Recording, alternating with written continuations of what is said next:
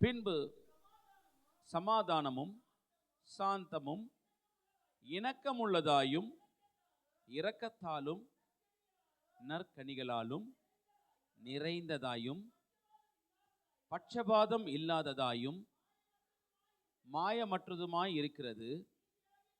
நீதியாகிய கனியானது சமாதானத்தை நடப்பிக்கிறவர்களாலே சமாதானத்திலே விதைக்கப்படுகிறது. ஆமேன். ஜெபம் பண்ணலாமா? நல்ல பிதாவே, கர்த்தருடைய நாமம் ஆண்டவரை மகிமைப்படுவதாக. கர்த்தர் தேவனே, இந்த நாளுக்கு உண்டான வார்த்தையை கர்த்தர் நீர் கொடுத்திருக்கிறீர், அனுப்பியிருக்கிறீர். அரியணை மறைத்து கர்த்தர் நீர் வெளிப்படும்படியாய் கண்மலையும் மீட்புறமாகிய கர்த்தாவே, இருதயத்தின் தியானமும் வாயின் வார்த்தையும் சமூகத்திலே பிரதியாய் இருப்பதாக. ஆமேன். Glory to Jesus. கர்த்தருடைய நாமம் மகிமைப்படுவதாக. பரத்திலிருந்து வருகிற ஞானமோ முதலாவது சுத்தமுள்ளதாயும் பின்பு சமாதானமும் சாந்தமும் இணக்கமுள்ளதாயும் இரக்கத்தாலும் நற்கனிகளாலும் நிறைந்ததாயும் பட்சபாதம் இல்லாததாயும் மாயமற்றதுமாய் இருக்கிறது. நீதியாகிய கனியானது சமாதானத்தை நடப்பிக்கிறவர்களாலே சமாதானத்தை விதைக்கப்படுகிறது. கர்த்தருடைய பரிசுத்த நாமம் மகிமைப்படுவதாக. நமக்கு ஆண்டவர் கொடுத்திருக்கிற வாக்குத்தத்தம், இந்த ஆண்டு சமாதானத்தின் ஒரு ஆண்டாக கர்த்தர் கொடுத்திருக்கிறார். ஆமேன். இந்த சமாதானத்தை காத்து கொள்வதற்கு நமக்கு முக்கியமாய் வேண்டியது என்ன தெரியுமா? ஞானம். அல்லேலூயா. சமாதானத்தை நான் காத்துக்கொள்ள வேண்டும் என்று சொன்னா நமக்கு முக்கியமாய் தேவைப்படுகிற ஒரு காரியம் என்ன? ஞானம் நமக்கு வேணும். எந்த ஞானம் வேணும்? 2 ஞானம் இருக்குது. ஒன்று லௌகீக ஞானம், இந்த உலகத்திலிருந்து உண்டாகுகிற ஞானம், அது நமக்கு வேண்டாம். ஆனால் நமக்கு என்ன வேண்டும்? பரத்திலிருந்து ஞானத்தை கர்த்தர் என்ன செய்யணும்? நமக்கு உண்டாக்க வேண்டும். ஆமேன். பரத்திலிருந்து உண்டாகிற ஞானம்தான் நம்மை சமாதானத்திற்கு நேராக என்ன செய்யும்? வழி நடத்த முடியும். ஒரு அல்லேலூயா சொல்லாமா? ஆமேன். பரத்திலிருந்து வருகிற ஞானம் தான் நமக்கு என்ன பண்ண முடியும்? சமாதானத்தை உண்டு பண்ணும். சமாதானத்தோடு கூட நம்மை நடத்த முடியும். கர்த்தருக்கு ஸ்தோத்திரம். வரங்களிலே வித்தியாசங்கள் உண்டு, ஆவியானவர் ஒருவரே என்று வேதம் சொல்லுகிறது. எப்படி எனில், ஒருவனுக்கு ஆவியினாலே ஞானத்தை போதிக்கும் வரம். ஆமேன். அப்படின்னா கர்த்தருக்கு ஸ்தோத்திரம். ஞானமாய் போதிக்கும் வரம் கிடையாது. ஞானமாய் போதிக்கும் வரம் கிடையாது. ஞானத்தை போதிக்கும் வரம். ஆமேன். ஒருவர் ஞானத்தை போதிக்கும் பொழுது, ஆமேன், அதே ஆவியானவர்னாலே அதை மற்றொருவனுக்கு அது அந்த அறிவை உணர்த்தும் ஆண்டவருடைய வரமும் இருக்க வேண்டும். அது யார் தான் செய்ய முடியும்? ஆவியானவர் தான் செய்ய முடியும். அப்ப யாரு நம்ம அந்த ஞானத்தை கொண்டு வருகிறது? யாரு? ஆவியானவர்.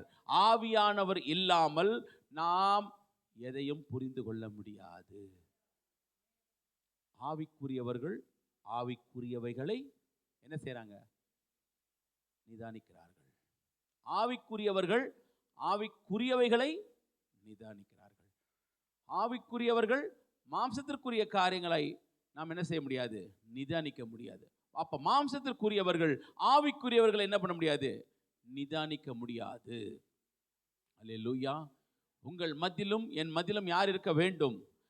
ஆவியானவர் இருக்க வேண்டும். ஆவியானவர் இருந்தால் தான் ஞானத்தை போதிக்கும் பொழுது அதை உணர்த்துகிற ஆவியானவர் தான் அதை புரிந்து கொள்ளக்கூடிய ஞானத்தையும் நமக்கு என்ன செய்ய வேண்டும்? தர வேண்டும். கர்த்தருக்கு ஸ்தோத்திரம். அப்ப பரத்திலிருந்து வருகிற ஞானம் பாருங்க, கர்த்தருக்கு முதலாவது அது சுத்தமுள்ளதா இருக்கிறதா. எப்படி இருக்குதா? சுத்தமுள்ளதா இருக்குது. ஞானத்துல என்ன இருக்குது? அவர் தேவனிடத்திலிருந்து உன்னதத்திலிருந்து வருகிற ஞானம் நமக்கு கலப்படம் இல்லாமல் இருக்கும். ஒரு அல்லேலூயா சொல்லாமா? ஆமேன். ஒரு கலப்படம் இல்லாமல் இருக்கும். அது எப்படி இருக்குது? சுத்தமுள்ளதா இருக்கிறது. முதல்ல அது என்ன செய்யுது? நம்மை சுத்திகரிக்க வல்லமை உள்ளதா இருக்கிறது. ஆமேன். அதனால்தான் இயேசுவானவர் சொன்னாரு, இருதயத்தில் சுத்தமுள்ளவர்கள் பாக்கியவான்கள், அவர்கள் யார? அப்ப யோசிச்சு பாருங்க, தேவனை நான் தரிசிக்க வேண்டும், அப்ப தேவனை நான் பார்க்க வேண்டும், தேவனோடு கூட நெருங்கி இருக்க வேண்டும் என்று சொன்னா, பரிசுத்தம் இல்லாமல் நான் என்ன பண்ண முடியாது? தேவனை நான் தரிசிக்க முடியாது. ஆனா இந்த தேவனை தரிசிப்பதற்கு எனக்கு பரிசுத்தம் வேணும் என்று சொன்னா, அந்த பரிசுத்தத்திற்கு உண்டான தகுதிய, அறிவை தேவன் தான் ஞானமாய் எனக்கு அனுப்பணும். ஒரு அல்லேலூயா சொல்லாமா? ஆமென். Glory to Jesus. ஆமென். கர்த்தருக்கு ஸ்தோத்திரம். அது மாத்திரம் அல்ல, எபிரேயர் 12ஆம் அதிகாரம் 14வது வசனம் சொல்லுகிறது, யாவரோடும் சமாதானமாய் இருக்கவும் பரிசுத்தம் உள்ளவர்களாய் இருக்கவும் நாடுங்கள், பரிசுத்தம் இல்லாமல் ஒருவனும். இப்போ இங்க ரொம்ப எதை மையப்படுத்துறாரு? எதை மாத்திரம் பரிசுத்தத்தை மையப்படுத்துறதுக்கு முன்னாடி என்ன பரிசுத்தம் என்ன படுத்துறாரு? யாவரோடும் என்ன பண்ணணுமா? யாவரோடும் கூட நீங்கள் சமாதானமாக இருக்க வேண்டும். ஆமென். அடுத்தது சொல்றாரு, பரிசுத்தமாய் உள்ளவர் பரிசுத்தம் உள்ளவர்களாக இருக்கவும் நாடுங்கள். ஏன் என்று சொன்னா, பரிசுத்தம் இல்லாமல் என்ன செய்ய முடியாது? அப்போ சமாதானம் கேடு உண்டாக்குகிற காரியம் உங்கள் இருதயத்திலே வந்து விடுச்சுன்னா, கர்த்தருக்கு ஸ்தோத்திரம், பரிசுத்தத்தில் ஏதோ ப்ராப்ளம் வந்துடும் அர்த்தம். அப்படிதானே எடுத்துக்கணும் நம்ம. ஆமென். யாவரோடும் கூட என்னவா இருக்கணுமா? இன்னொரு வார்த்தை சொல்லு, கூடுமான மட்டும். யாவரோடும், இங்க என்ன சொல்றது? யாவரோடும். இன்னொரு வார்த்தை சொல்றது, கூடுமான மட்டும் யாவரோடும் என்ன செய்யணுமா? சமாதானமா இருக்க நம்ம என்ன செய்ய வேண்டும்? நாட வேண்டும். யாவரோடும் சமாதானமா இருக்கணும்னா சாதாரண விஷயம் கிடையாது. அது கர்த்தருக்கு ஸ்தோத்திரம். உங்களுடைய கருத்தியலும் அவர்களுடைய கருத்தியலும் என்னுடைய கருத்தியலும் ஒன்றாக கலக்க முடியாது. ஆமென். எனக்கு ஒரு ஒப்பீனியன் இருக்கும், அவளுக்கு ஒரு ஒப்பீனியன் இருக்கணும். அல்லேலூயா. ஆனா சபைக்குள்ளேன்னு வரும்பொழுது எந்த ஒப்பீனியனும் வேலை செய்யாது. எந்த வேலை செய்யணும்? ஆண்டவர் அனுப்புற அந்த ஒப்பீனியன் என்ன செய்யும்? அங்கீகரிக்கப்பட வேண்டும். ஒரு அல்லேலூயா சொல்லாமா? ஒரு தீர்மானம் நிறைவேற்றும் பொழுது யார் தான் இருக்கணும்? அங்க ஆவியானவர் இருக்கணும். ஆவியானவர் இருந்தால் தான் அங்கே என்ன செய்ய முடியும்? செயல்பட முடியும் ஒரு காரியத்தை. அதே தான் ஆதி அப்போஸ்தலர்களை பார்க்கும் பொழுது அவர்கள் எப்படி இருந்தார்களாம்? ஒரே இருதயமும் ஒரே மனமுமா இருந்தார்கள். இது யாருனால ஆயிற்று? ஆவியானவர் இல்லைன்னா அங்கே என்ன நடக்காது? ஒரே இருதயமும் இருக்காது. ஏன்? சொந்த குடும்பத்திலே ஒரே இருதயம் ஒரே மனம் வர மாட்டேங்குது. ஆமென். சொந்த குடும்பத்திலே ஒரே இருதயமும் ஒரே மனமும் என்ன செய்ய மாட்டேங்குது? இணக்கமா இருக்க மாட்டேங்குது. ஆனால் இங்க வேதம் சொல்லுகிறது, சமாதானமும் சாந்தமும் இணக்கமாயும். எங்க? பரத்திலிருந்து வருகிற ஞானம் என்ன செய்யுதான்? ஆமென். முதலாவது சுத்தமுள்ளதாயும், இரண்டாவது சமாதானமும் சாந்தமும் இணக்கம் உள்ளதா இருக்குதான். அப்ப எந்த அந்த ஞானத்தை கர்த்தர் நமக்கு அனுப்பலன்னா, ஒரு காரியத்தை நாம் புரிந்து கொள்ளவில்லை என்று சொன்னால் அதற்குண்டான சமாதானம் இருக்காது. அல்லேலூயா. அப்போ இதெல்லாம் யாவரோடும் கூட நான் சமாதானமாக இருக்கணும்னா எனக்கு என்ன தேவை? ஞானம் தேவை. அல்லேலூயா. ஆமென். அதுக்கு அடுத்த வசனம் சொல்லுகிறது, 15ஆம் வசனம், ஒருவனும் தேவனுடைய கிருபையை இழந்து போகாதபடிக்கு யாதொரு கசப்பான வேர் முளைத்து எழும்பி கலகம் உண்டாக்குறதுனால் ஆமென் அநேகர் தீட்டுப்படாதபடிக்கு. ஒருவனும் என்ன செய்ய முடியாது? சமாதானம் இல்லைன்னா அடுத்தது என்ன வரும்? நமக்கு கிருபை இழந்து போகிற காரியங்கள் வரும். அல்லேலூயா. சமாதானம் இம்பார்ட்டன்ட். எப்படியா இருந்தாலும் நீங்கள் என்ன பண்ணணும்? நீங்களும் நானும் என்ன செய்யணும்? சமாதானத்தை நாடுகிறவர்கள். சமாதானம் இஸ் வெரி இம்பார்ட்டன்ட். அல்லேலூயா. ஆமென். சகோதரருக்குள்ளே என்ன இருக்கக்கூடாது? பகை இருக்கக்கூடாது, பிரச்சனை இருக்கக்கூடாது, சண்டை இருக்கக்கூடாது. நீ காணிக்கை செலுத்துவதற்கு முன்பாக உனக்கும் உன் சகோதரனுக்கும் ஏதாவது ப்ராப்ளம் இருந்தால் ஆண்டவர் சொல்கிறாரு, போய் முதல்ல ஒப்புரவு ஆகிட்டு வந்து அதுக்கப்புறம் என்ன பண்ணு? உன் காணிக்கை என்ன செய்ய? அவ செலுத்து. அப்போ அந்த காணிக்கை என்ன செய்யுமா? அங்கீகரிக்கப்படும் என்று வேதம் சொல்லுகிறது. கர்த்தருக்கு ஸ்தோத்திரம். கரங்களை உயர்த்தி சொல்லலாமா? ஆண்டவரே, இந்த வருடத்தில் ஒரு புது ரெசல்யூஷன்ஸ் என்னன்னா, ஆண்டவரே, யாவரோடும் கூட விசேஷமாய் சகோதரர்களோடு கூட நான் சமாதானமாக இருக்க ஆண்டவரே என்னை ஆண்டவரே தகுதிப்படுத்துங்கப்பா. தகுதிப்படுத்துங்க ஆண்டவரே. ஞானம் எனக்கு ரொம்ப இம்பார்ட்டண்ட்டாக இருக்குது. ஆண்டவர், ஞானம் ரொம்ப இம்பார்ட்டண்ட்டாக இருக்குது. கர்த்தருக்கு ஸ்தோத்திரம். சமாதானம் இல்லாமல் நம்ம என்ன செய்ய முடியாது.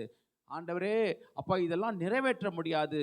கிருபையை இழந்து போகக்கூடாது. நீங்கள் முதல்ல கர்த்தருக்கு ஒருவனும் தேவனுடைய கிருபையை இழந்து போகாதபடிக்கு யாதொரு கசப்பான வேர் முளை தெழும்ப கலகம் உண்டாக்குகிறதுனால் அநேகர் தீட்டுப்படாதபடிக்கு. ஒருத்தருடைய காரியங்கள் அநேகரை என்ன பண்ணிடும். ஆமென், க்ளோரி டு ஜீசஸ். சவுலுடைய குடும்பத்தில் நீங்கள் பார்த்தீங்கன்னா, சவுலுடைய குடும்பங்களில் பார்த்தீங்கன்னா, எப்பொழுது அவனுக்கு அந்த கிருபை இழந்து போனானோ, அந்த கிருபை தள்ளப்பட்டதோ, கர்த்தருக்கு ஸ்தோத்திரம், இந்த காரியங்கள் எல்லாம் இந்த கசப்பான வேர்ல என்ன ஆயிடுச்சு, முளைக்க ஆரம்பிச்சிச்சு. அப்படிதானே? அவனுக்கு கோபம் வந்தது, அவனுக்கு பொறாமை வந்தது. கர்த்தருக்கு ஸ்தோத்திரம். எப்போ பார்த்தாலும் தாவீது மேலே என்ன இருக்கும், அவனுக்கு பொறாமையின் ஆவி இருந்து கொண்டே இருக்கும். ஒரு அல்லேலூயா சொல்லாமா? அந்த ரூட்டட், த பிட்டர்னஸ், அந்த ரூட்டட் இருக்கு பார்த்தீங்களா?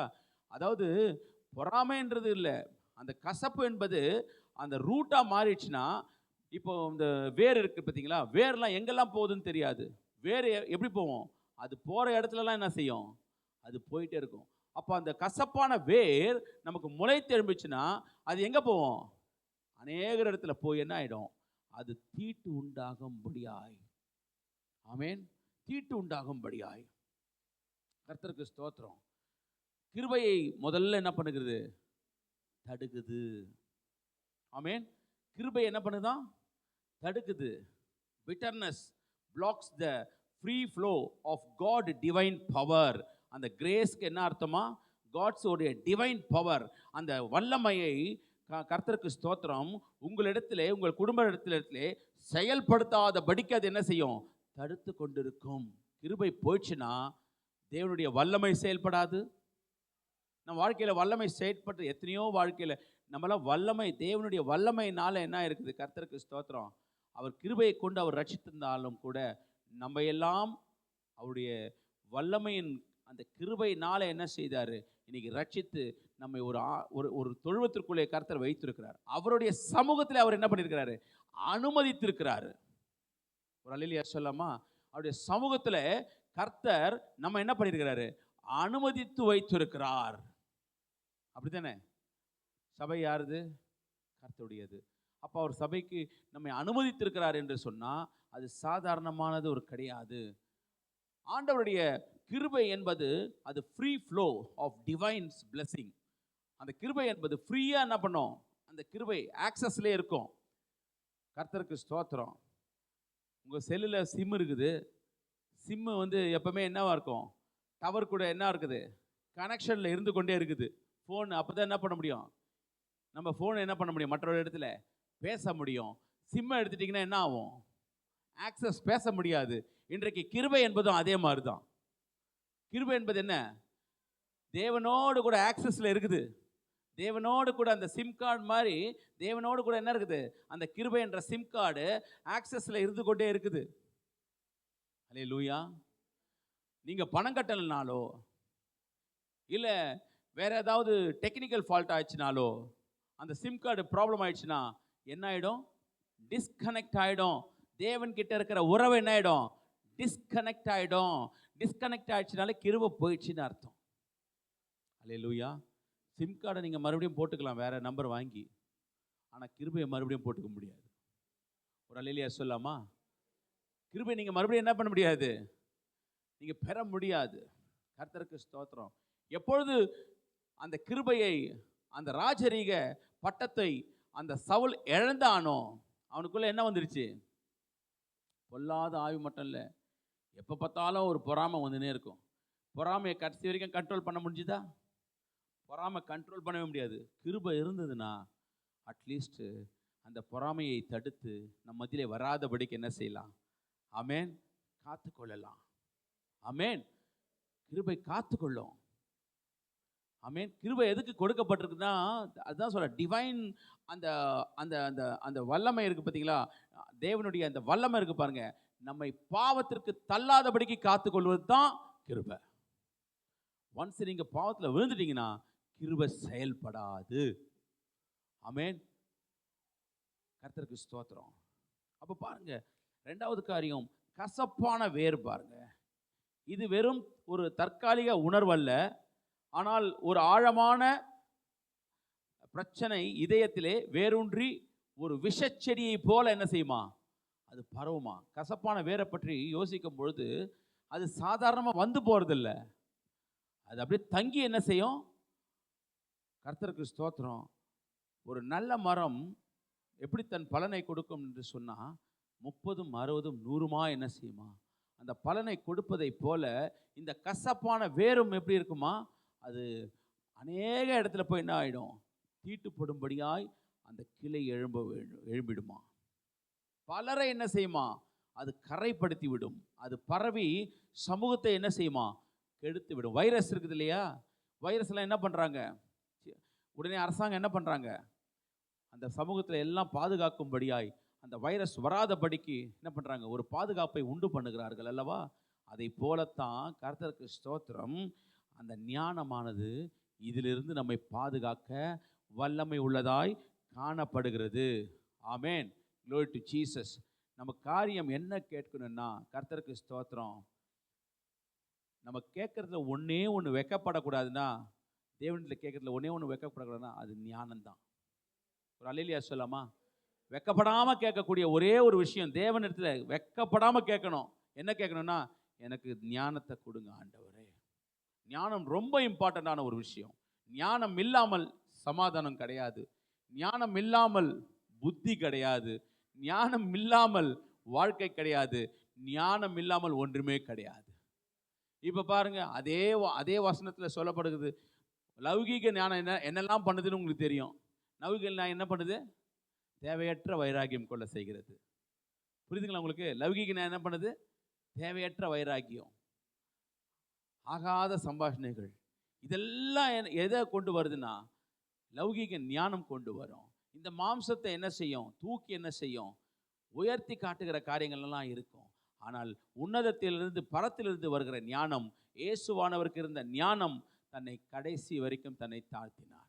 சிலுவை மரணம் வரைக்கும் என்ன செஞ்சது, அந்த ஞானம் அவரோடு கூட இருந்ததை நாம் பார்க்க முடியும்.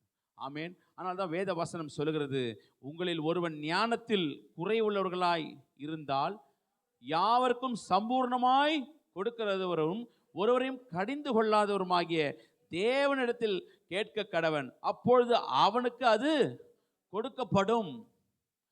ஆண்டவரே, என் பிள்ளைக்கு நல்ல ஞானத்தை கொடுங்க, எனக்கு நல்ல ஞானத்தை கொடுங்க, என் மனைவிக்கு நல்ல ஞானத்தை கொடுங்க, என்னுடைய வம்சத்திற்கு நல்ல ஞானத்தை கொடுங்க. கர்த்தருக்கு ஸ்தோத்திரம். ஞானத்தை கேட்கலன்னா ஒண்ணுமே கிடையாது. ஆமென். ஞானத்தை கேட்கலன்னா ஒன்றுமே கிடையாது. 1 ராஜாக்கள் 3ஆம் அதிகாரம் 9வது வசனம் சொல்லுகிறது. 1 ராஜாக்கள் 3ஆம் அதிகாரம் 9வது வசனம். ஆகையால் உமது ஜனங்களை நியாயம் விசாரிக்கவும் நன்மை தீமை இன்னதென்று வகை அறுக்கவும் அடியனுக்கு ஞானமுள்ள இருதயத்தை தந்தருளும். ஏராளமாயிருக்கிற இந்த உமது ஜனங்களை நியாயம் விசாரிக்க யாராலே ஆகும் என்றான். யார் கேட்டது? சாலமோன் கேட்டான். ஒரு அல்லேலூயா சொல்லலாமா? ஏன் சாலமோன் கேட்கணும், ஏன் நம்மளும் கேட்கலாமே? ஆமேன். ஆகையால் உமது ஜனங்களை நியாயம் விசாரிக்க நன்மை தீமை இன்னதென்று வகை அறுக்கவும் அடியனுக்கு ஞானமுள்ள இருதயத்தை தந்தருளும். ஏராளமாயிருக்கிற இந்த உமது ஜனங்களை நியாயம் விசாரிக்க யாரால் ஆகும் என்றான். அது கர்த்தருடைய பார்வைக்கு எப்படி இருந்ததா? அடுத்த வசனத்தை வாசினா தெரியும். சாலமோன் இந்த காரியத்தை கேட்டது ஆண்டவருடைய பார்வைக்கு எப்படி இருந்ததா? உகந்த விண்ணப்பமாய் இருந்தது. ஆமென். ஒரு அல்லேலூயா சொல்லாமா? பரத்தில் இருந்து உண்டான ஞானம்தான் நமக்கு நன்மை தீமை என்பதை என்ன செய்யும், வகையறுக்க முடியும். ஆமென், ஆமென். ஆண்டவர் நன்மை தீமை என்ற காரியத்தை நாம் ஆராய்ந்து பார்க்க வேண்டும் என்று சொன்னால், உலகத்துடைய ஞானத்தினாலே நம்ம என்ன செய்ய முடியாது? நன்மை தீமை என்ன செய்ய முடியாது? பண்ணவே முடியாது. அதனால தான் யார் கேட்கல? தாவீது கேட்கல அதை. ஆனால் யார் கேட்டது? சாலமோன் கேட்டதுனால தான் அவனோட ராஜ்யம் முழுவதும் 40 ஆண்டு காலம் ஆண்ட அந்த 40 ஆண்டுகளும் எப்படி இருந்ததுதான்? சமாதானமாக இருந்தது. கர்த்தருக்கு ஸ்தோத்திரம். 40 ஆண்டுகள் எப்படி இருந்தது? சமாதானமாக இருந்தது. அதுக்கு முன்பாகவும் இல்லை, அதற்கு பின்பாகவும் ஞானவான் இல்லை. இந்த வார்த்தையை கேட்டதுனால தான். ஆனாலும் கர்த்தருக்கு ஸ்தோத்திரம், நியாயம் விசாரிக்க நன்மை தீமை இன்னதென்று நான் என்ன செய்யணுமா? வகையறுக்கணும். வாழ்க்கையில் நன்மை தீமை என்பதை வகையறுக்கணும்னா, உன்னதத்திலிருந்து ஞானம் வரலைன்னா நம்மால் செய்யவே முடியாது. ஏனென்று சொன்னால், கர்த்தருக்கு பரத்திலிருந்து உண்டாகும் ஞானம் பட்சபாதம் இல்லாத ஞானமா. அப்படி தானே சொல்லுது வேதம். என்ன இல்லை? அதில் பார்ஷியாலிட்டி இல்லை, அதில் பேரிட்டி இல்லை, பட்சபாதம் இருக்கவே இருக்காது. ஆமேன். இது தப்புன்னா என்ன செய்யும்? அந்த ஞானம் தப்பாக நமக்கு உணர்த்தக்கூடிய வல்லமை உள்ளது. நீங்கள் நன்றாக செய்வீர்கள் என்றால் உங்களை என்கரேஜ் பண்ணுகிறதா இருக்குமே தவிர, ஆமேன், ஒரு சாரா என்ன செய்யாது, அது இருக்கவே இருக்காது. நீங்கள் யோசிச்சு பாருங்களேன். ஆதியாகமம் 2ஆம் அதிகாரம் 17ஆவது வசனத்தில் ரொம்ப இம்பார்ட்டண்ட்டான ஒரு விஷயம் பாருங்களேன். அதனால தான் ஆண்டவருக்கு அது உகந்த விண்ணப்பமாய் காணப்பட்டது. ஆதியாகமம் 2:17 சொல்லப்படுகிறது, ஆனாலும் நன்மை தீமை அறியத்தக்க விருட்சத்தின் கனியை புசிக்க வேண்டாம். ஆமேன். ஓகே, ரைட், அது போதும். கர்த்தருக்கு ஸ்தோத்திரம். ஆண்டவர் என்ன முதல்ல சொன்னார்? என்ன சொன்னார்? நன்மை தீமை. இவன் சாலமன் என்ன கேட்டான்? நன்மை தீமை வகையறுக்கக்கூடிய ஞானத்தை எனக்கு கொடுங்க ஆண்டவரே. ஆமேன். Glory to Jesus. ஆண்டவர் என்ன பண்ணார்? ஒரு மனுஷனுக்கு ஏற்கனவே நல்லா தெரியும், இவன் நன்மை தீமை அன்றைக்கே என்ன செய்ய முடியாது, வகையறுக்க இவனால் முடியாது என்பதனால தான் ஆண்டவர் சொன்னார், அந்த கனியை என்ன செய்யாத, நீ பூசிக்க வேண்டாம். அன்றைக்கே ஆண்டவர் சொன்னார், நன்மை தீமையின் மனுஷனால் என்ன செய்ய முடியாது, அவ்வளோ வகையறுக்க முடியாது என்பதனால தான் அவர் அன்றைக்கே சொன்னார், நன்மை தீமையை நீ என்ன செய்ய வேண்டாம், இருக்கிற விருட்சத்தை நீ என்ன செய்ய வேண்டாம், நீ புசிக்க வேண்டாம் என்று சொன்னார். கர்த்தருக்கு ஸ்தோத்திரம். அல்லேலூயா. இங்கே எது ஜெயிக்குதுன்னு பார்க்கணும். தேவனுடைய வார்த்தை ஜெயிக்குமா, இல்லை பிசாசுடைய தந்திரம் ஜெயிக்குமா? ஆமேன். எது ஜெயிக்கும்? தேவனுடைய வார்த்தை தான் ஜெயிக்கணும். ஆனால் எது ஜெயிச்சுது? ஆதியாகமம் 3ஆம் அதிகாரம் 5வது வசனம், நீங்கள் இதை புசிக்கும் நாளிலே உங்கள் கண்கள் திறக்கப்படும் என்றும் நீங்கள் நன்மை தீமை அறிந்த தேவர்களைப் போல இருப்பீர்கள் என்றும் தேவன் அறிவார் என்றது. இது யார் சொன்னது? இது யார் சொன்னது? சரி, யாருடைய வார்த்தைக்கு செவி கொடுத்தார்கள்?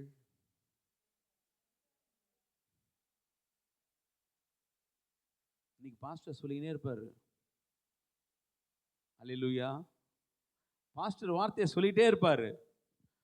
ஆனால் எந்த வார்த்தையெல்லாம் பிசாசு டைவர்ட் பண்ணுவான்றது நம்ம அறிஞ்சு வச்சிருக்கணும். நல்லா தெரிஞ்சுக்கணும், நல்லா தெரிஞ்சுக்கணும். ஆண்டவர் நமக்கு கொடுக்கிற வார்த்தையை, கர்த்தருக்கு ஸ்தோத்திரம், அறிந்து கொள்வதற்கு ஞானம் நமக்கு வேணும். நல்லா மறுபடியும் சொல்கிறேன், தேவ வார்த்தையை வசனத்தில் நாம் அறிந்து கொள்வதற்கு நமக்கு என்ன இருக்கும்? ஞானம் நமக்கு வேணும். தேவனே வந்து சொன்னார். யார் வந்து சொன்னது? அன்றைக்கி யாராவது பாஸ்டர் இருந்தாங்களா? எந்த பாஸ்டரும் இல்லை, எந்த பாஸ்டரும் இல்லை. யாராவது பாஸ்டர் இருந்தாங்களா? யாரும் பாஸ்டர் இல்லை. நேரடியாக வந்து ஆண்டவர் என்ன பண்ணார்? இதை செய்யாதேன்னு சொன்னார். சொன்னாரா இல்லையா? ஆமேன். ஆனால் என்ன வார்த்தை நமக்கு செயல்படுது? ரொம்ப அதிகமான காரியங்கள் நம் மத்தியில் செயல்படுது. சொல்லுகிற சத்தியம், கர்த்தருக்கு ஸ்தோத்திரம், செயல்படாது. அது வேற விதமாக டைவர்ட் பண்ணி பிசாசானவன் என்ன செய்வான்? ஆமேன். அந்த அந்த அந்த எபிரேயர் அதிகாரத்தில், நீங்கள் 12ஆம் அதிகாரத்தில் நீங்கள் முழுமையாக வீட்டில் போய் வாசித்து பார்த்தீங்கன்னா, கர்த்தருக்கு ஸ்தோத்திரம், உங்களை பெற்ற தகப்பன்மார்கள் இருக்கிறார்கள் அல்லவா, உங்கள் பெற்ற தகப்பன்மார்கள் உங்களை சிட்சிக்கிறது அல்லவா, ஆனால் ஆவிக்குரிய தகப்பன் சிட்சிக்கும் பொழுது அது அதிகமாக இருக்குமே. வீட்டில் இருக்கிற தகப்பன்மார்கள், உங்களை பெற்ற தகப்பன்மார்கள் உங்களை சிட்சிக்கும் பொழுது அது உங்கள் நன்மைக்காக இருக்கும். ஆவிக்குரிய தகப்பன் உங்களை சிட்சிக்கும் பொழுது என்னவா இருக்குமா, அது பரிசுத்தமாய் வாழ்வதற்கு உண்டாக ஏதுவான வழியாக இருக்கும். தகப்பன் சிட்சிக்காத பிள்ளைகள் உண்டோ? தகப்பன் சிட்சிக்கலன்னா, தகப்பன் சிட்சியாத பிள்ளைகள் யார் என்று சொல்லப்படுவார்களா? எது? வேற விதமாய் சொல்லப்படுவார்கள். கர்த்தருக்கு ஸ்தோத்திரம், அல்லேலூயா. தகப்பன் நமக்கு என்ன சொல்லுகிறாரோ, தகப்பனுடைய வார்த்தை என்ன வருகிறதோ, அதை தவறாக நீங்கள் எப்பொழுது புரிந்து கொள்கிறீர்களோ அது பிசாசினுடைய கிரியை ஆரம்பமாகிறது என்று அர்த்தம். ஒரு அல்லேலூயா சொல்லாமா? இப்படிதானே நிறைய வார்த்தைக்கு நம்ம கீழ்ப்படிஞ்சிருக்கிறோமா? நான் என்ன பரிசோதிச்சு பார்க்கிறேன். ஒரு அல்லேலூயா சொல்லாமா? நீங்கள் இதை புசிக்கும் நாளிலே உங்கள் கண்கள் திறக்கப்படும் என்று நீங்கள் நன்மை தீமை அறிந்து தேவர்களை போல இருப்பீர்கள் என்று தேவன் அறிவார் என்றது. எப்படி தீட்டு வரும்? தீட்டு எப்படி படும்? இப்படிதான் தீட்டாகும். வார்த்தையை புரிந்து கொள்ளாமல், வார்த்தையை நீங்கள் எப்பொழுது தவறாக நீங்கள் புரிந்து கொண்டு உங்களுடைய காரியங்களை நடப்பிக்க ஆரம்பிக்கிறீங்களோ, ஊழியக்காரனுக்கு நல்லா தெரியும்.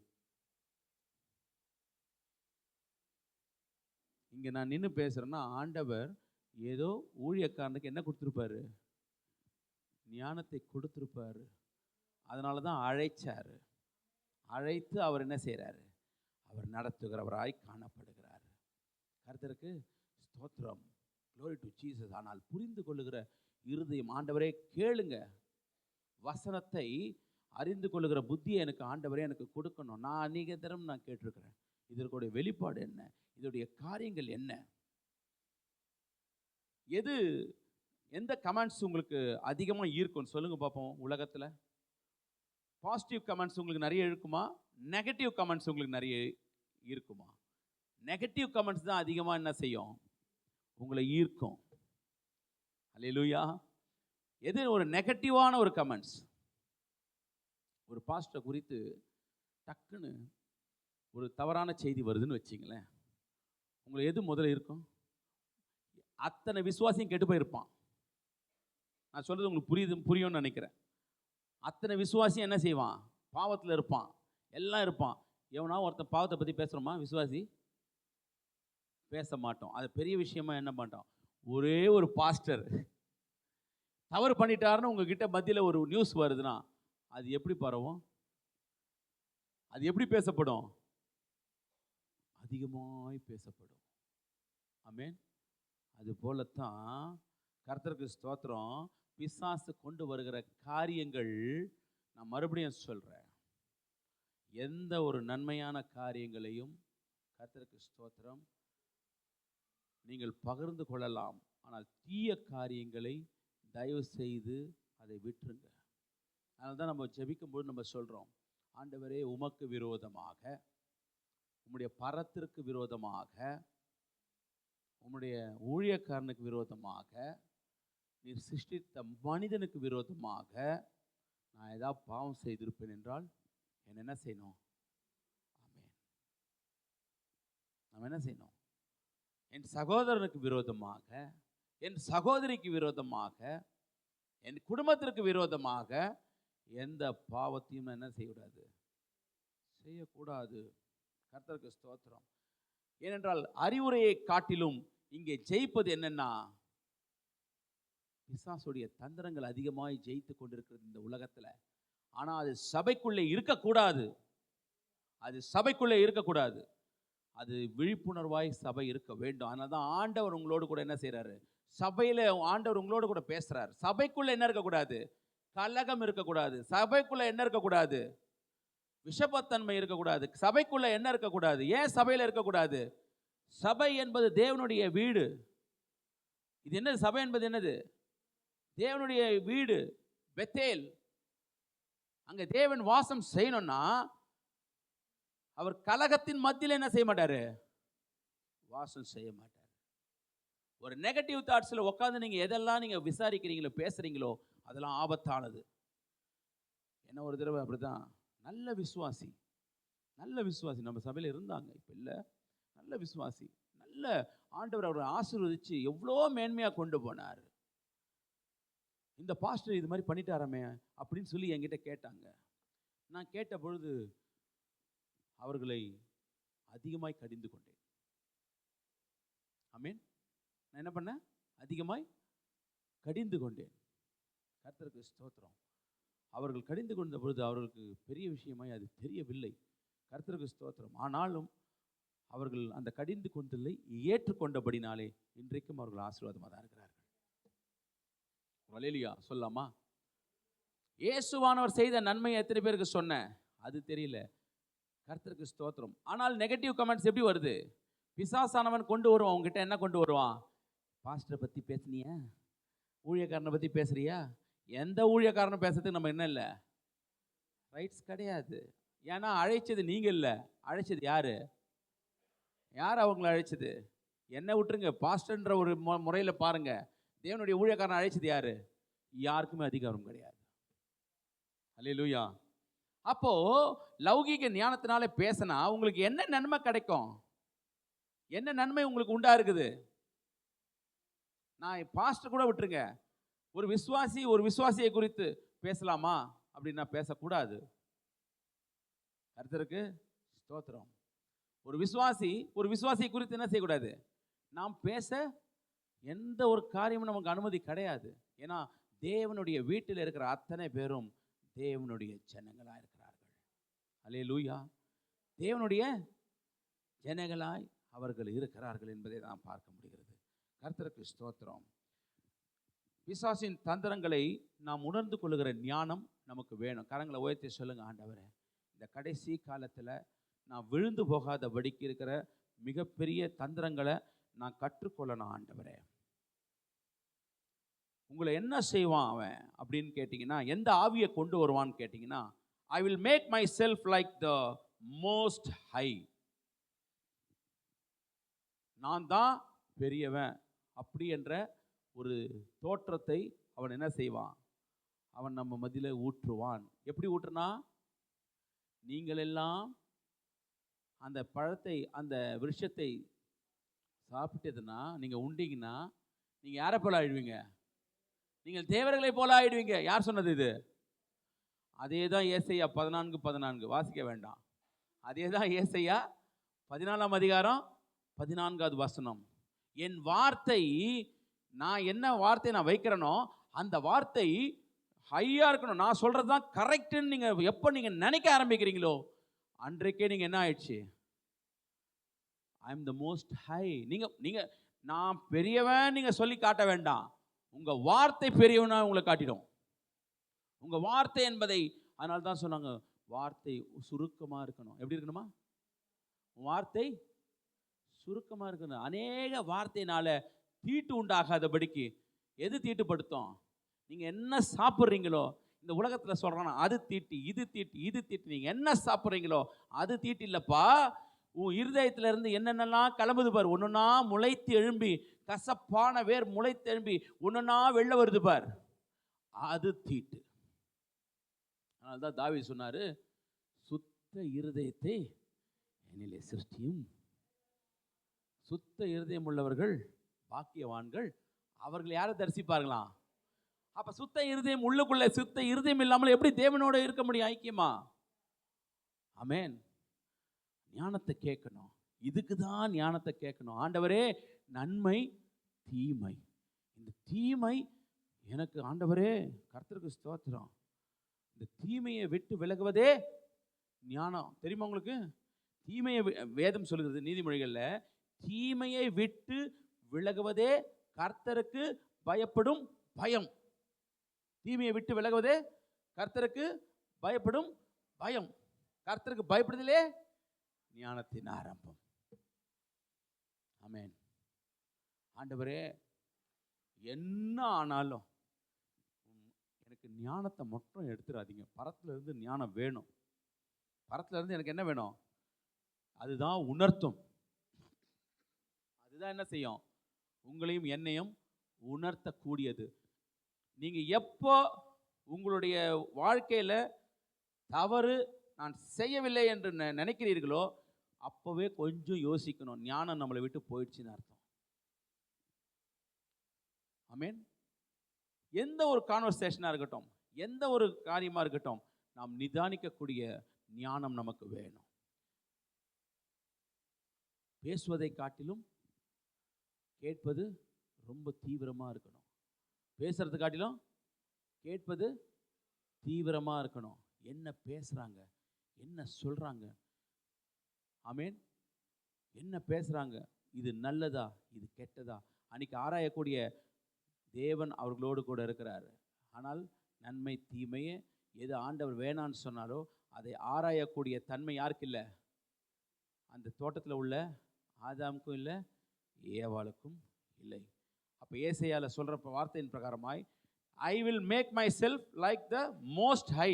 நான் சொல்றது தான் கரெக்டுன்னு எப்போ நீங்க சொல்ல ஆரம்பிக்கிறீங்களோ, உயர்த்த ஆரம்பிக்கிறீங்களோ, கர்த்தருக்கு ஸ்தோத்திரம், இது பிசாசுடைய தந்திரங்களில் ஒன்று. ஆமென். ரெண்டாவது என்ன தெரியுமா நடக்கும்? அது ரொம்ப ரொம்ப ஒஸ்டா இருக்கும். I am a God. எப்படி தீர்வு சொல்றான், நான் தான் கடவுள். Is it in the seat of God? நான் என்ன பண்ணுவேன் கர்த்தரோட, அதாவது அந்த காடுடைய சீட்டில் போய் நான் என்ன செய்வேன்? நான் உட்காருவேன். அதான் எசேக்கியேல் 28:2. இந்த ஆவிகள்லாம் என்னன்னா, எனக்கு மேலான பதவி எனக்கு வேணும். எப்படி? நல்லா சொல்லுங்களேன். எனக்கு என்ன பதவி வேணும்? மேலான பதவி. எதுல? தேவனுடைய ராஜ்யத்தில் எனக்கு என்ன வேணும்? மேலான பதவி. நீங்கள் மேலான பதவி எப்போ கேட்குறீங்களோ ஆண்டவர் சொல்லுவார், எல்லாருக்கும் நீ கீழா இருந்தாதான் அது உனக்கு மேலான பதவின்னு சொல்லுவார். இப்போ புரியுதுங்களா? ஆண்டவர் சொல்லி கொடுத்தது நமக்கு என்னது? பாதங்களை கழுவும்படியாய், அந்த தாழ்மையை தரித்து கொள்ளும்படியாய் அவர் சொல்லி கொடுத்தாரு. ஆனால் பிசாசு என்ன சொல்லுவான் உங்களை? நீ தான் முதன்மையாக இருக்கணும். எப்படி? நீ தான் எப்படி இருக்கணும்? முதன்மையாக இருக்கணும். கர்த்தருக்கு ஸ்தோத்திரம். எவன் ஒருவன் கடை நிலையில் இருக்கிறானோ அவன் தான் முதன்மையாக வர முடியும்.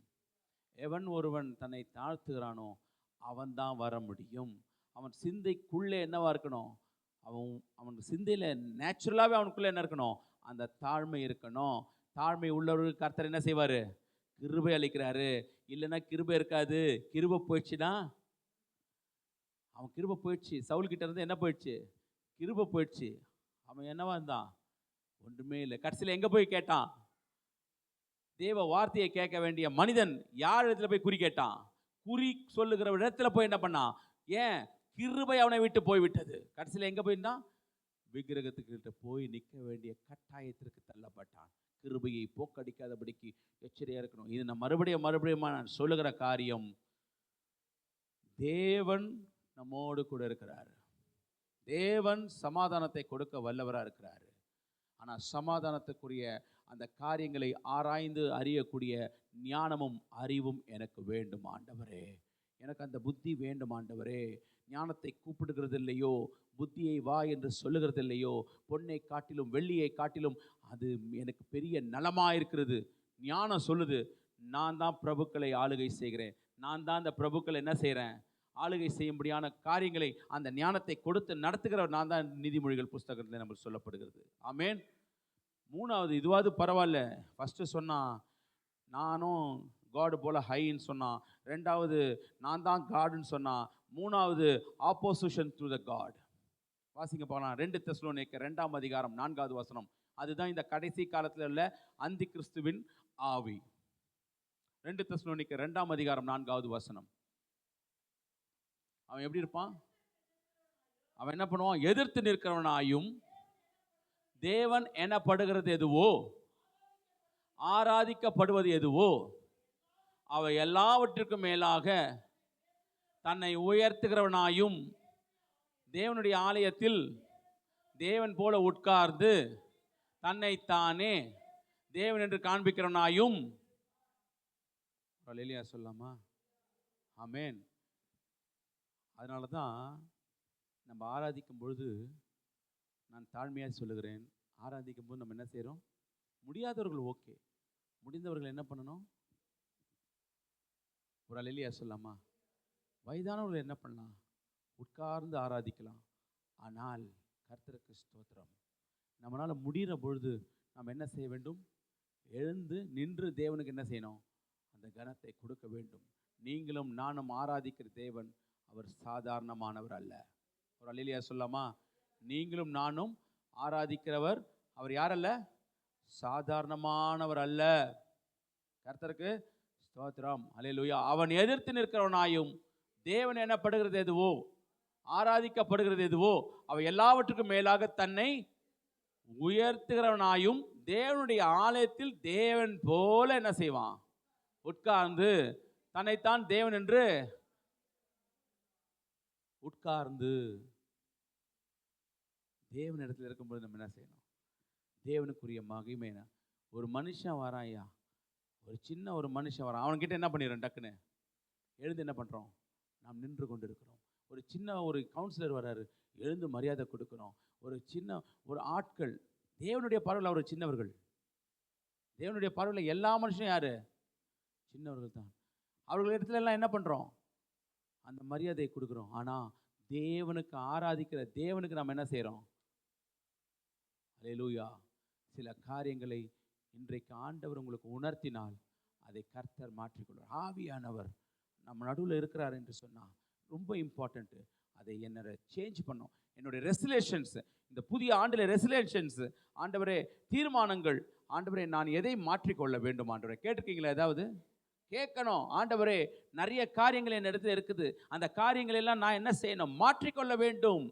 பழைய புளித்த மாவை போல இருக்கும் என்று சொன்னா அது கர்த்தருக்கு உகந்த வாசனையாக இருக்காது. ஒன்றும் மாற்றிக்கொள்ள வேண்டிய காரியங்கள் அதிகமாக இருக்கிறது. இயேசு சொன்னார், தேவனால் உண்டானவன் தேவனுடைய வசனங்களுக்கு செவி கொடுக்கிறான். நீங்கள் தேவனால் உண்டா இராதபடினாலே செவி கொடுக்காமல் இருக்கிறீர்கள். யாரை பார்த்து சொன்னாரு? ஆபிரகாம் எனக்கு தகப்பன் என்று சொன்னார்களே, அவர்களை பார்த்து இயேசு சொன்னார். ஆமென். ஆபிரகாம் எனக்கு தகப்பன் என்று சொன்னார்களே, அவர்களை பார்த்து ஆண்டவர் சொன்னார், தேவனால் ஆமென் உண்டானவன் தேவனுடைய வசனங்களுக்கு என்ன செய்யறானா? செவி கொடுக்கிறான். தேவனால் உண்டாயிராதவன் தேவனுடைய வசனங்களுக்கு என்ன செய்ய மாட்டான்? செவி கொடுக்க மாட்டான். தேவனுடைய வசனம் என்ன சொல்லுகிறது என்பதை நாம் செவி கொடுக்க நாம் வேண்டும். ஆண்டவர் சொல்றாரு, பிசாசு பொய்க்கு பிதாவா இருக்கிறான். பிசாசு என்னவா இருக்கிறான்? பொய்க்கு பிதாவா இருக்கிறான். அவனை என்ன பண்ணக்கூடாது? நீங்களும் பிசாசின் பிள்ளைகள் என்று சொன்னார். யோவான் 8ஆம் அதிகாரம் 44வது வசனத்திலே பார்க்கும் பொழுது அவர் சொல்லுகிற வார்த்தை தெளிவாய் போடப்பட்டிருக்கிறது. யோவான் 8ஆம் அதிகாரம் 44வது வசனத்தை வாசிப்பீர்கள் என்று சொன்னால், நீங்கள் பாருங்க, யார் சொன்னது இது? இயேசு சொன்னார். யாரை சொன்னாரு? ஆபிரகாம் எனக்கு தகப்பன் என்று சொன்னவர்களை இயேசு சொன்னார். நான் அதனால தான் சொன்னேன், ஆபிரகாமை தகப்பனாய் ஏற்றுக்கொண்டவர்கள் இயேசுவானவரை மேசியாவாய் ஏற்றுக்கொள்ளவில்லை. ஆமென். கர்த்தருக்கு ஸ்தோத்திரம். அவன் உங்களை வஞ்சிக்கிறவனா தான் இருப்பான். கடைசி வரைக்கும் உங்களை வஞ்சிப்பான். நான் அபிஷேகம் பெற்றவர்கள் என்று நீங்கள் சொல்வீர்கள் என்றால் சவுலும் அபிஷேகம் பெற்றவர்கள் தான். ஒரு அல்லேலூயா சொல்லாமா? நான் அபிஷேகம் பெற்றவன் என்று நீங்கள் சொன்னீங்கன்னா சவுலும் அபிஷேகம் பெற்றவன். ஒன்னே ஒன்று தான் அந்த வசனம் சொல்லுகிறது பாருங்க. யாக்கோபு 3ஆம் அதிகாரம் 18வது வசனம் சொல்லுகிறது பாருங்க. யாக்கோபு 3:18 சொல்லுகிறது, நீதியாகிய கனியானது சமாதானத்தை நடப்பிக்கிறவர்களாலே சமாதானத்திலே. அப்படின்னா என்ன அர்த்தம்? சமாதானத்தை நடப்பிக்கிறவர்களாலே சமாதானத்திலே விதைக்கப்படும். ஆமென். இரக்கத்தாலும் நற்கனிகளாலும் நிறைந்தராயும். கர்த்தருக்கு ஸ்தோத்திரம். உன்னுடைய கிரியை எப்படி இருக்க வேண்டும் தெரியுமா? உன்னுடைய கிரியையில காமிச்சிருவாங்க. நீ எப்படிப்பட்ட ஆளுன்ற உன் கிரியை உன்னை காண்பிக்கணும். நீங்கள் என்ன தான் எப்படி தான் நம்ம நைஸாக பேசினாலும் பிசாசானவன் எப்படி பேசியிருப்பான்? இப்போ ஆண்டவர் டக்குன்னு சொல்லிட்டு போயிட்டாரு. ஆண்டவர் என்ன பண்ணிட்டாரு? இதை சாப்பிடாத, முடிச்சிச்சு. பிசாசானவன் எப்படி பேசினா? கடினமாக பேசினானா? பிசாசானவன் வந்து ரொம்ப கடினமாக பேசினான். கடினமாக பேசினா நம்ம தான் என்ன பண்ணிருக்க மாட்டோம்? பாஸ்டர் கடினமாக பேசினா எப்படி இருக்கும்? பாஸ்டர் கடினமாக பேசினா என்ன பண்ணுவான்? கோவப்படுவோம். கரெக்டாக சொன்னாங்க, கோவப்படுவோம். பிசாசானவன் கடினமாக பேச மாட்டான். அவன் எப்படி பேசுவார்? வஞ்சிக்கிறவனாக தான் பேசுவான். கிரியையில் தெரிஞ்சிடும். எப்படி? நல்ல நடக்கையில் தெரிஞ்சிடும். அதனால தான் பவுல் தீமோத்திக்கு சொல்லும் பொழுது, உன் நடக்கையிலும் நீ மாதிரியாக காண்பிக்கணும். உன் நடக்கையில என்ன செய்யணும்? நீ மாதிரியாக என்ன பண்ணணும்? நீ காண்பிக்க வேண்டும் என்று சொன்னார். நம்ம நடக்கை எப்படி இருக்கணும்? மற்றவர்களுக்கு நீங்கள் பேசவே வேண்டாம். உங்களை குற்றம் பிடிக்காதபடிக்கு உங்கள் நடக்கை எப்படி இருக்க வேண்டும்? பரிசுத்தமுள்ளதாக இருக்க வேண்டும். உங்களை ஏதாவது குற்றம் கண்டுபிடிக்க முடியுமா? அப்படின்னா பல குற்றங்களை கண்டுபிடிக்கலாம். அப்படின்னா அது சாட்சி இல்லை. சாட்சி என்பது என்ன? நல்ல வாழ்க்கை வாழ்வது, தேவனுக்கு பயந்து வாழ்வது. கர்த்தருக்கு ஸ்தோத்திரம். அல்லேலூயா.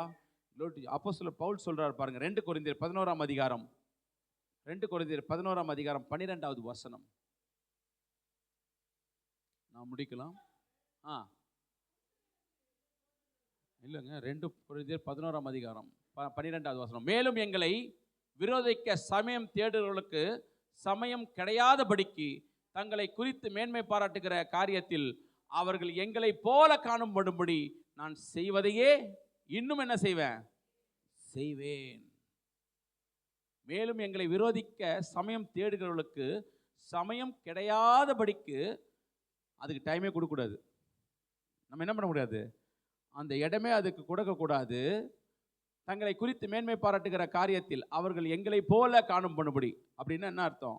என்னுடைய வாழ்க்கையுடைய சாட்சி அவர்களை மாற்றும்படியாய் நான் செய்வதையே இன்னும் என்ன செய்வேன். அடுத்த வசனம். அப்படிப்பட்டவர்கள் கள்ள அப்போஸ்தலர்கள், கபடமுள்ள வேலையாட்கள், கிறிஸ்துவனுடைய அப்போஸ்தலரின் வேஷத்தை, ஆமென், கர்த்தருக்கு ஸ்தோத்திரம். அப்படிப்பட்டவர்கள் கள்ள அப்போஸ்தலர்கள், கபடமுள்ள வேலையாட்கள், கிறிஸ்துவனுடைய அப்போஸ்தலர் வேஷத்தை தரித்து கொண்டு இருக்கிறார்கள். 14வது வசனம். அது ஆச்சரியம் அல்ல.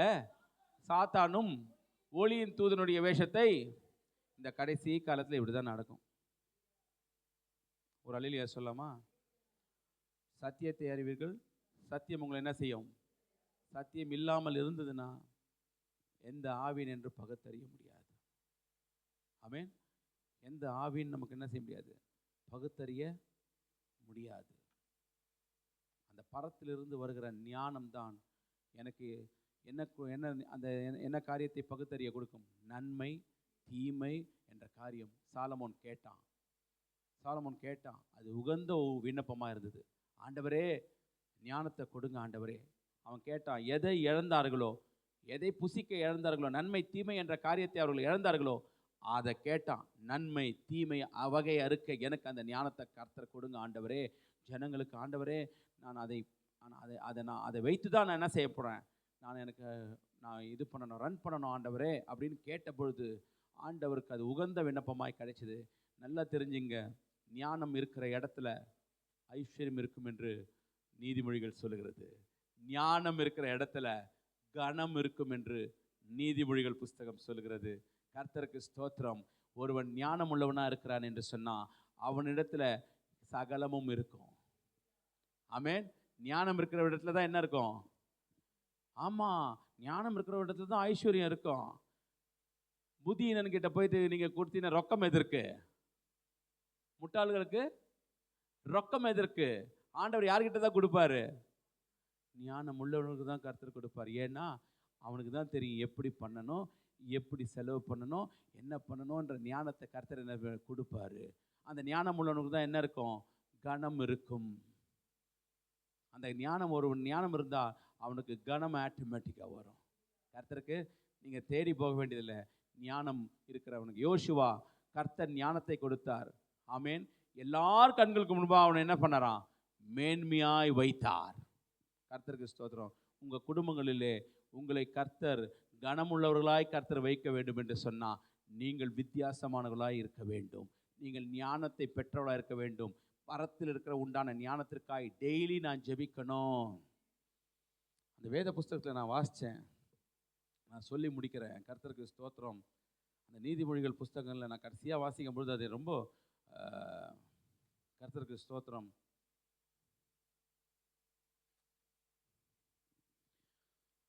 எட்டாம் அதிகாரத்தில் பாருங்களேன். நீதிமொழிகள் 8ஆம் அதிகாரம் 14வது வசனத்திலிருந்து வாசிங்க. ஆலோசனையையும் மெய் ஞானமும் ஞானம் சொல்லுது என்னுடையவர்கள், நானே புத்தி, வல்லமை என்னுடையது, என்னாலே ராஜாக்கள் அரசாளுகிறார்கள், பிரபுக்கள் நீதி செலுத்துகிறார்கள், என்னாலே அதிகாரிகளும் பிரபுக்களும் பூமியில் உள்ள சகல நியாயாதிபதிகளும் ஆளுகை செய்து வருகிறார்கள்.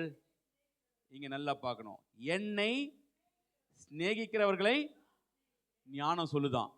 என்னை நீ சிநேகிச்சினா நான் என்ன செய்வேன்?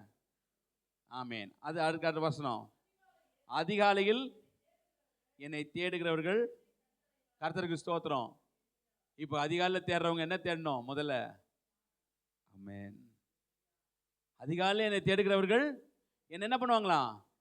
அதுக்கு அடுத்த வசனம், ஐஸ்வர்யமும் கனமும் நிலையான பொருளும் நீதியும். ஓ மை காட், எல்லாம் யாருக்கிட்ட இருக்குதான்? ஞானத்துக்கிட்ட இருக்குதான். இது எல்லாம் யாருக்கிட்ட இருக்குதான்? அந்த ஞானத்தை வாங்கிட்டியா? என்னத்தை சம்பாதித்தாலும், புத்தியை சம்பாதிச்சியா? கர்த்தருக்கு ஸ்தோத்திரம். இது இருந்தா தான், ஞானம் இருந்தா தான் இது எல்லாம் நம்ம கூட இருக்கும். அல்லேலூயா. அவர்களை நீதியின் வழியிலும் நியாய பாதைகளிலும் நடத்துகிறேன். அந்த ஞானம் இருந்தால் தான் நீதியின் வழியில் நடத்த முடியும், நியாய பாதையில் நம்ம என்ன செய்ய முடியும். ஆமேன். இதுதான் ஞானத்துடைய பெரிய பொக்கிஷம். அல்லேலூயா. ஞானம் இருக்கிற இடத்துல சகலமும் நன்மைக்கு எதுவாக இருக்கும். தேவனிடத்தில் அன்பு கூறுற இடத்துல சகலமும் நன்மைக்கு எதுவாக இருக்கும். ஏன் என்று சொன்னால் அந்த ஞானம் எங்கிருந்து வருது? தேவனிடத்திலிருந்து வருது. அதிகாலையில் என்னை தேடுகிறவனை நான் அவன் கண்டடையும்படியாய் செய்கிறேன். என்னை சிநேகிக்கிறவர்களை நானும் சிநேகிக்கிறேன். ஆண்டவரே, இந்த ஞானத்தை மாத்திரம் எனக்கு கொடுங்க ஆண்டவரே. இந்த ஞானம் மாத்திரம் இருந்ததுன்னா நமக்கு, கர்த்தருக்கு ஸ்தோத்திரம், பரத்தில் இருக்கிற ஞானம் இருந்ததுன்னா உலகத்தை நாம் ஜெயிப்பதற்கு ஏதுவாய் நம்முடைய வாழ்க்கையை அமைத்து கொள்ளலாம். ஆமேன். உலகத்திற்கு ஜெயிக்கிறதுக்கு ஏதுவாய் நம்முடைய வாழ்க்கையை அமைத்து கொள்ளலாம். ஆனால் இன்றைக்கு ஞானத்திலே நாம் அநேக வேளையில் குறைவுள்ளராக இருக்கிறோம். அது ஒத்துக்கலாமா வேணாமா? ஆமேன். அப்போ ஆண்டவர்கிட்ட கேட்கலாம்ல. ஆண்டவர் சொல்கிறாரு, நிறைவானது வரும் பொழுது குறைவானது ஒழிந்து போகும். என் இடத்துல என்ன குறை இருக்குது ஆண்டவரே? இப்பொழுது நிறைவானவரை அழைப்போமா? எல்லாம் எழுந்து நின்று கர்த்தருக்கு ஸ்தோத்திரம். எல்லாம் அந்த சேர்ஸ்லாம் கொஞ்சம்